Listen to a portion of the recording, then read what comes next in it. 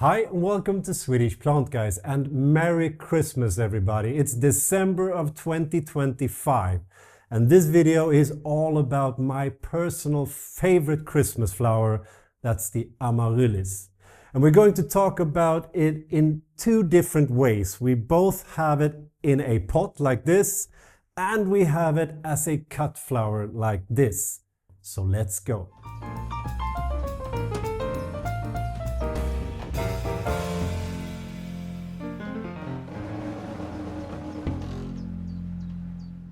Now, starting off as a pot flower, it usually looks something like this when you buy it. Sometimes it has grown up a little bit more and perhaps even started to opening the bud here and releasing the flowers when you buy it, but usually it looks like this. Now, there is a huge misconception here, and that is that when you have an Amaryllis in a pot like this, what happens is that the stem here starts to grow and grow and grow and grow and grow and eventually becomes this large, like a cut flower. What happens then is that it gets really heavy and usually the pot just falls over. So the misconception here is that then you have a Amaryllis that has poor quality. It actually has nothing to do with the quality of the flower.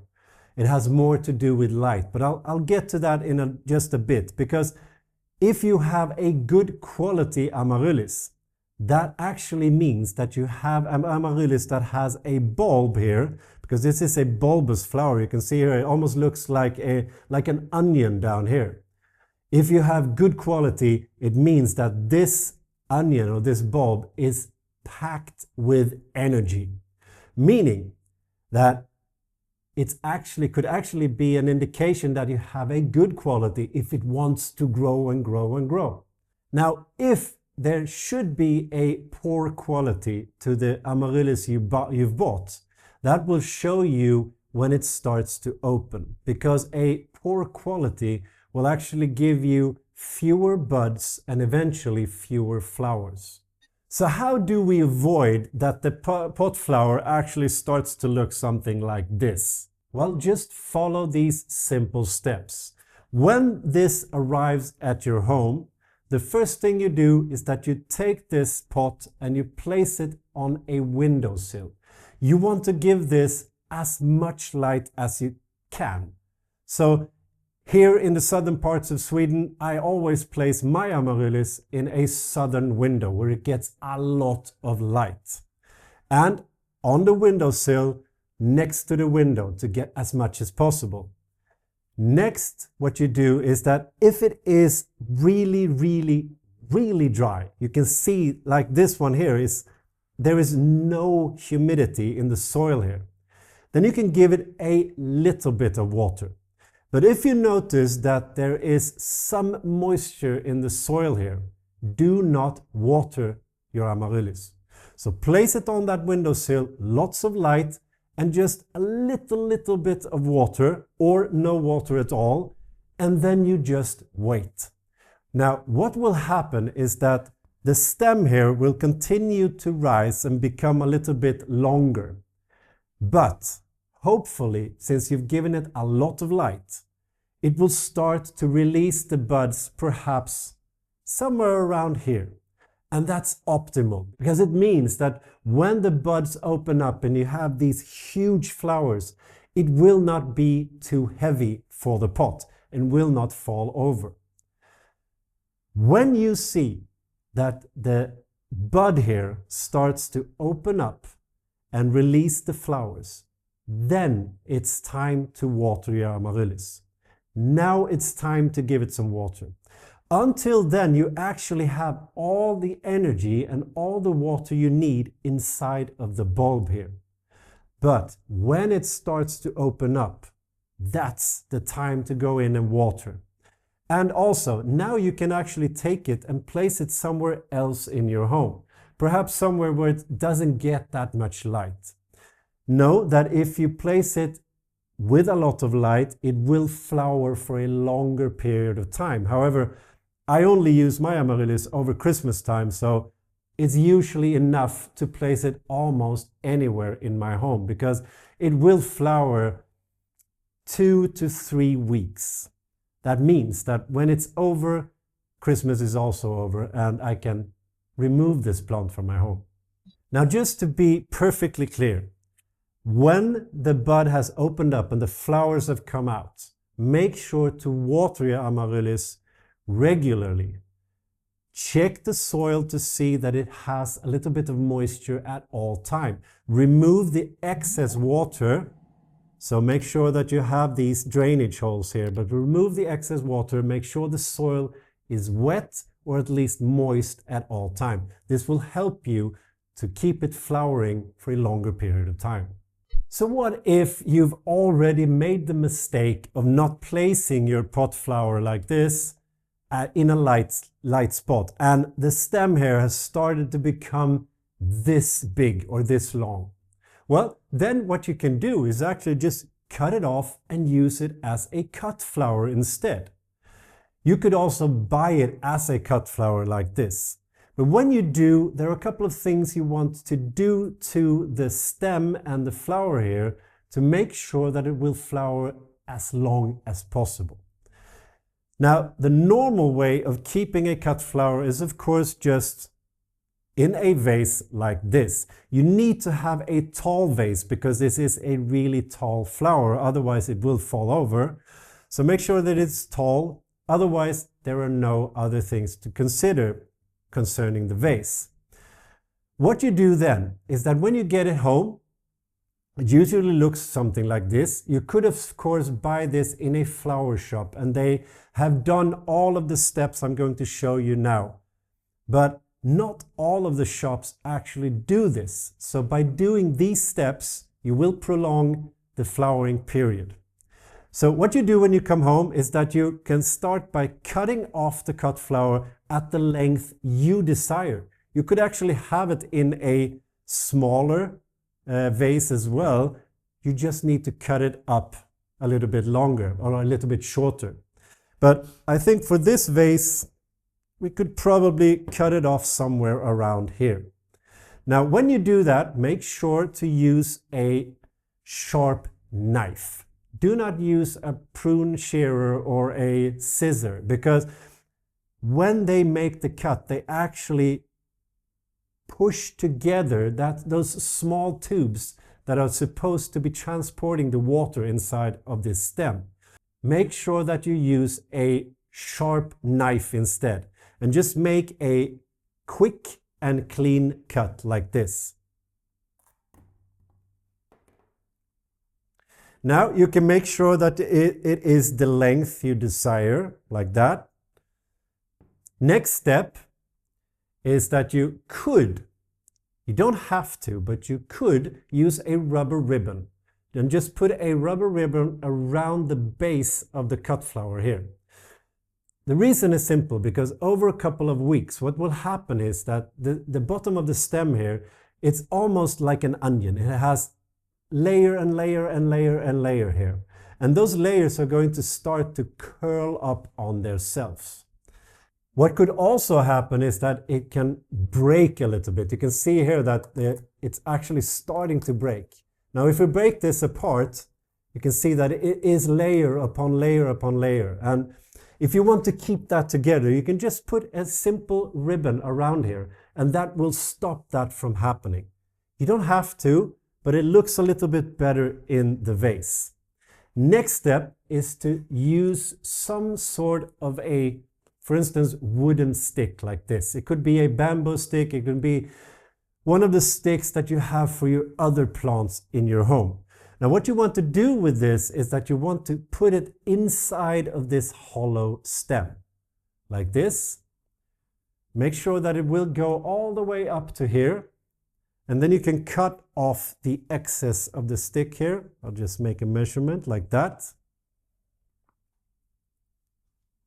Use a pruning shearer to cut it off like that. And then you can place this inside of the stem here. The wooden stick inside will help to keep it upright. It's as simple as that. Now, sometimes it actually sticks here by itself. Sometimes you have to just fix that when you put it into the vase. Now, next step is to make sure, since this stem is hollow inside, if I just take this and put it down into the water, this will actually push the air inside up inside of here. And you will create a pressure within the stem. That pressure could actually hinder the plant here, or the cut flower, to suck up water. So what you need to do is that you take a needle, it can be any type of needle you have in your home, and you make sure to open up a little hole at the top here. And that is to, when you push down here, the air can escape from that and you relieve the pressure from within the stem. This helps the plant to drink water. So just push the needle through here. When you've pushed it through, you can actually wobble it a little bit to make sure that the air can escape. Now, when you've done that, take your stick, place it inside, and then put it down into the water. If that small hole now works, it means that when you put it down into the water, you have no pressure working against you. If it doesn't work, you can actually feel that when you push it down, the water starts to rise. You can feel it pushing against you.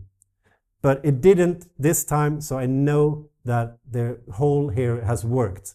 You can also, when you push it down, listen to see if the air is escaping. Sometimes that works, sometimes not. Now you've done everything you can to keep this flowering for a long period of time. There is, however, one more thing. Make sure to exchange the water often. I try to exchange this water every day. Sometimes I forget that, of course, and I exchange it every 2 or 3 days. That's fine. But the more you exchange the water, the longer it will flower. So that is the most common way to keep a cut flower just in a vase like this. However, it's not our favorite method. You can do something else actually, and this is quite a fun thing to do. And it will give you that wow when someone enters your home. So instead of taking this cut flower and placing it in a vase, we're actually instead going to keep it upside down like this and hang it from your curtain rods over your windows. Now, an important thing to remember here is that if you've made a hole into your cut flower at the top here next to the flowers, you cannot put it upside down in your window, because when you water it, and I'll show you that in a bit, the water will escape from that hole. So make sure you don't have a hole in your cut flower when you do this. But first step is the same as before. Make sure that it is the length you desire, depending on how big the window is that you're going to put it up into. So I'll just make the cut here again. Make sure to use a sharp scissor like before. It's cleaned, of course. Make an incision. When you've made that cut, it's time to have a way to hang it on your curtain rod in the window. Now, we usually do is that we have some sort of a ribbon like this. Now, these type of ribbon you can usually get in a flower shop. They have these ribbons. So if they're not doing this for you and you want to do it yourself, you can usually buy 1 or 2 meters of this ribbon at the flower shop. Now, what we do is that we make a nice bow around the top here. And I'll do that.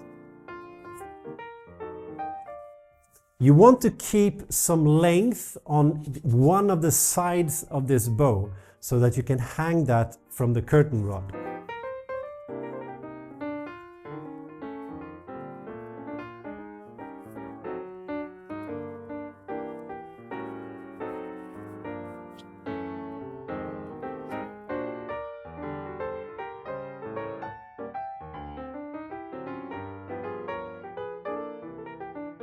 When you apply some pressure here, when you make the knot here, make sure that you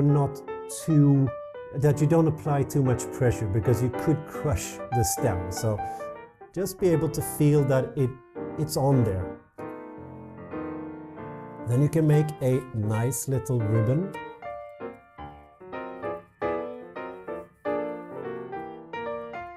Like that.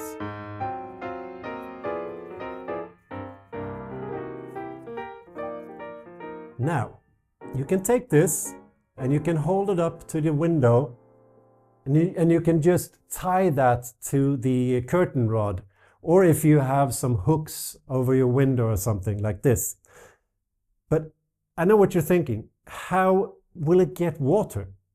Because we don't have it in a vase. Well, it's quite simple. As we said before, you have a cavity inside of this stem, and it actually goes all the way down to here. So what you can do is that you can fill that up with water, like this.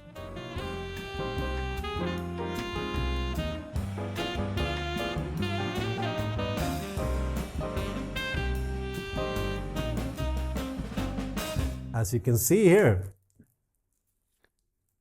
this actually had some breaks in the stem, which means that this doesn't work. As I said before, you need to check very, very clearly that the Amaryllis you're using, the cut flower you're using, doesn't have any of these cuts before, or these needle holes like before. As you can see, we had that now, and then it doesn't work. So one thing to remember here is, of course, that once you've made the cut to the right length here, make sure to add some water to the stem to see that it doesn't have any holes. If it doesn't leak, then you can just take out the water again and start by creating the ribbon and hanging it over your window. So I really hope you've enjoyed this video on my personal favorite Christmas flower, the Amaryllis. Now, if you liked the video, please give it a thumbs up. That really helps the channel a lot. If you haven't subscribed yet, please do hit the bell as well, so you get a notification every time we put up something new. You can follow us on Facebook and Instagram, where you can get sneak previews on upcoming videos and sometimes a little bit more. Now have a Merry Christmas, and until next time, hej då.